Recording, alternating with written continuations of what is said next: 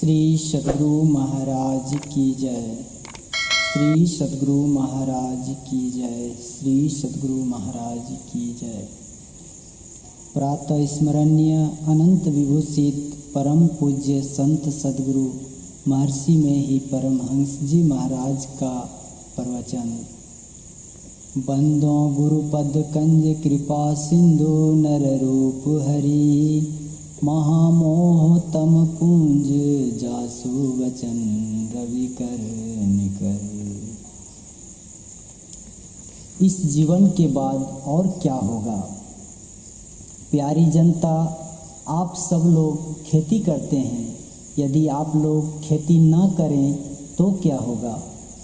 अन्न नहीं उगा होगा, भोजन समाप्त हो जाएंगे, संसार में कैसे जीवन रहेगा? भूख लगने पर जो कष्ट होता है लोगों को मालूम है। भोजन नहीं मिलने पर जो नहीं खाने का वह खा लेता है, जो नहीं करने का वह कर लेता है। जो नहीं, विश्वामित्र बड़े तपी थे, उनके समय अकाल पड़ा था तो किसी तरह प्राण बचाने के लिए लोग वृक्ष का छिलका पत्ता खा गए। विश्वामित्र ऐसे तपस्वी होते हुए भी डोम के यहाँ कुत्ता का मांस लिया, सो भी चोर के रूप में। डोम के पहचानने पर विश्वामित्र बोला, मनुष्य मरने की अवस्था में प्राण बचाने के लिए प्राण रक्षार्थ कोई भी उपाय कर सकता है। प्राण बचने पर अनेक धर्म हो सकते हैं कहकर भोजन किया। भंगहा में एक माई दूसरे गांव से आई थी, भूख सहन न कर सकी तो अपने बच्चे को पका कर खा गई। बिना खेती किए खाना कैसे होगा? वस्त्र कैसे पहने? द्रव्य भी कहाँ से आवे? केवल हीरा मोती घर में रहे और खाने की चीज़ न रहे तो भूखे मर जाएंगे। लोग इसी डर से खेती करते हैं कि खेती नहीं करेंगे तो भूखे रहना पड़ेगा। लड़के गुरुजी के डर से, घर में माता पिता के डर से पढ़ते हैं। इस अवस्था में नहीं पढ़ने से पीछे संसार में विद्याहीन होकर महादुख होगा।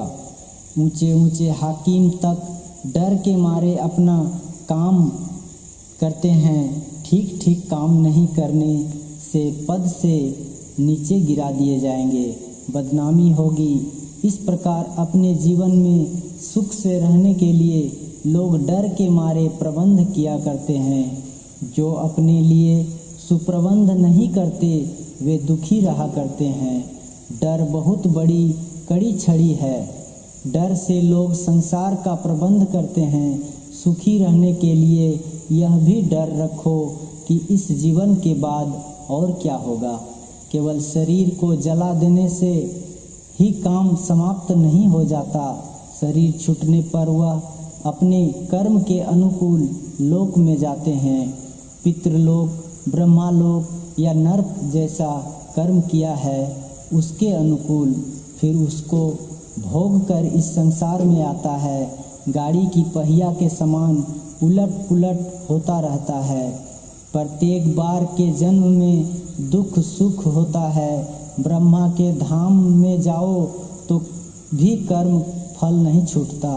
इस प्रकार आवागमन का कष्ट लगा रहता है।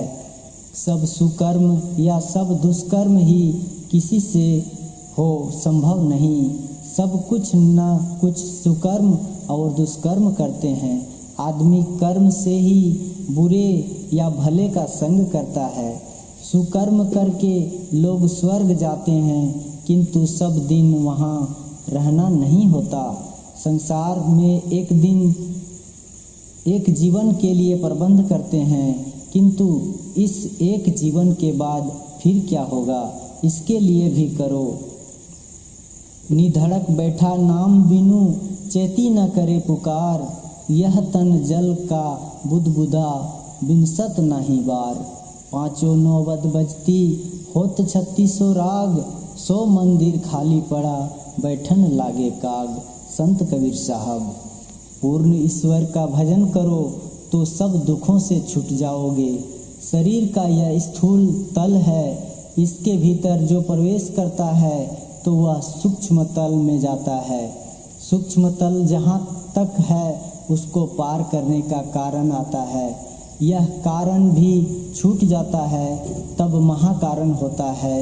ये चारों जड़ शरीर हैं, जड़ अज्ञान, इसके बाद चेतन अर्थात ज्ञानमय शरीर आता है।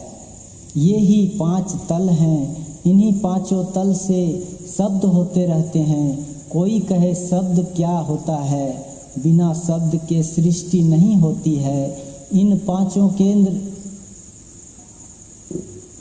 पांचों के केंद्र हैं, बिना केंद्र के मंडल नहीं बन सकता। बिना विद्या के कोई ईश्वर को, धर्म को नहीं समझ सकता। कबीर साहब नहीं पढ़े थे, उनका नकल नहीं हो सकता। सूर्य ईश्वर का बनाया हुआ है, मनुष्य अपने से ऐसा कोई बना नहीं सकता। उसी प्रकार कबीर साहब बनाए हुए थे, उनको बनना नहीं था। मिट्टी से बर्तन बनता है। भूमंडल की थोड़ी थोड़ी मिट्टी एक एक बर्तन का कारण है। उन सब थोड़ी मिट्टी का खजाना भूमंडल है। जितनी मिट्टी से बर्तन बनता है और वह जहाँ से मिट्टी ली गई वह भी स्थान है। जो जहाँ से मिट्टी ली गई वह महाकारण है। सब मिट्टी कारण है और उसकी खानी महाकारण है। कारण बीज सबब जो कारण रूप में आता है वह फूट फूट अलग अलग रूप में हो जाता है। यह व्यष्टि रूप में है, जो समष्टि रूप में है महाकारण है। 3 गुणों के मिलने को प्रकृति कहते हैं। उत्पत्ति, स्थिति और विनाश यही गुण है। उत्पन्न करने की शक्ति रजोगुण, पालन करने की शक्ति सतोगुण, विनाश करने की शक्ति तमोगुण है। इन 3 गुणों से विशेष संसार में क्या है? संसार में यही तीनों गुण काम करते हैं। तीनों गुणों के समरूप जो है वह प्रकृति है। उत्पादक, पोषक, विनाशक तीनों का सम्मिश्रण रूप जो है वह है प्रकृति। यही प्रकृति समरूप में रहने से महाकारण है। इसका नाप जोख नहीं हो सकता। 3 शक्ति जहाँ समरूप है वो कुछ हलचल नहीं हो सकता। 3 छोर वाली रस्सी को 3 बार बल वाला आदमी खींचे तो हलचल नहीं होगा। उसी प्रकार तीनों गुण समरूप में रहने से महाकारण है। जब ईश्वर की मौज होगी, प्रकृति के किसी अंश पर मौज पड़ने से उस अंश का भाग कंपित हो जाएगा। यह हो जाएगा कारण और अकंपित भाग महाकारण होगा। महाकारण के बिना कारण नहीं होगा। धान का बीज कारण है। धान बोने से अंकुर होता है, यह है सूक्ष्म। फिर धान का वृक्ष हो जाता है, तब होता है स्थूल। इस प्रकार प्रकृति के 4 रूप हैं, यही रचना है। हम लोग प्रकृति के स्थूल भाग में हैं। अपने अंदर धंसो तो सबसे बारीक वह है जो आँख बंद करने पर अंधकार मालूम पड़ता है। अंधकार से आगे बढ़ो तो सूक्ष्म में चले जाओगे। अंधकार छूटने पर क्या मिलेगा? प्रकाश। अंधकार से जिसकी वृत्ति प्रकाश में गई वह सूक्ष्म में चला गया। यही ऊपर उठना है। स्थूल भाग में रहने पर कितना दूर देखते हो, कितना दूर तक विचरण करते हो, उसी प्रकार सूक्ष्म में जाने पर सूक्ष्म संसार को दूर तक देखोगे और विचरण करोगे। यह अवस्था जागृत, स्वप्न, सुषुप्ति किसी में नहीं रहोगे। तीनों अवस्थाओं को पार कर जाओगे तब पाओगे स्थूल में ये 3 अवस्थाएं। किंतु सूक्ष्म में प्रवेश करने पर ये तीनों अवस्थाएं छूट जाती हैं और वह अवस्था तुरीय अवस्था है। तुरीय अवस्था का मैदान बहुत लंबा है। सूक्ष्म कारण महाकारण इसी अवस्था में है। यह चौथी अवस्था है। अंधकार से ऊपर उठने, जहाँ अन्न वस्त्र की कमी है वहाँ दैहिक सुख है कहाँ, तो मोटी बातें हैं।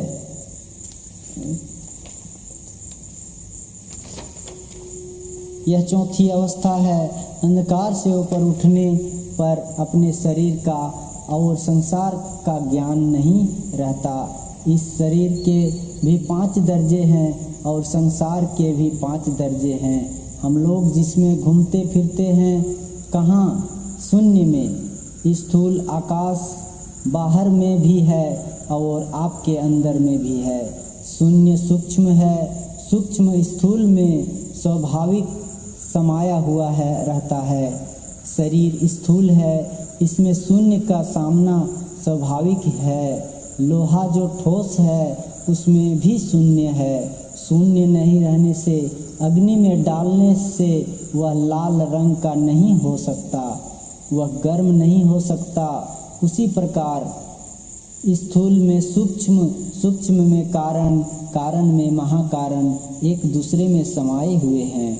इन दोनों में आपके शरीर और संसार में बड़ा मेल है। आप अपने शरीर के स्थूल भाग में रहते हैं तो संसार के भी स्थूल भाग में रहते हैं। शरीर के सूक्ष्म भाग में जाने पर संसार के भी सूक्ष्म भाग में चले जाते हैं। शरीर के जिस तल पर जब जो रहता है, संसार के भी उसी तल पर वह दब रहता है। शरीर के जिस तल को जब जो छोड़ता है, जहाँ के भी उस तल को तब वह छोड़ता है। जिह्वा में चेतन रहने से मिश्री मीठी मालूम होती है। स्वप्न में जिह्वा से समेट कर भीतर में प्रवेश करता है, तब उसमें मिश्री मीठी नहीं लगेगी। क्यों? स्थूल मिश्री और स्थूल जिह्वा भी है, किंतु चेतना सिमट कर जागृत से स्वप्न में चली गई है, इसलिए स्थूल मिश्री का ज्ञान नहीं होता है। सृष्टि कंपमय है, बिना हिल डोल के कुछ नहीं होता। पहाड़ बढ़ता है और सड़ता भी है, यह भी कंपन ही है। शरीर बढ़ता घटता है, बिना कंपन से घटना बढ़ना नहीं हो सकता। कंपन में शब्द अनिवार्य है। 5 नौबत के 5 केंद्र हैं, पांचों में शब्द होते हैं। जिस मंडल में रहते हो उस मंडल का शब्द का ज्ञान छोटा है। पांचों मंडल के जो शब्द हैं वह नौबत हैं। नौबत खुशहाली है में बजाया जाता है। इस अंदर की नौबत में भी बहुत मीठा शब्द होता है। शब्द में अपने और आकर्षण करने का गुण है। अपने उद्गम स्थान पर खींचता है। अपने अंदर रहकर सूक्ष्म मंडल का जो शब्द सुनेगा उसको क्या होगा?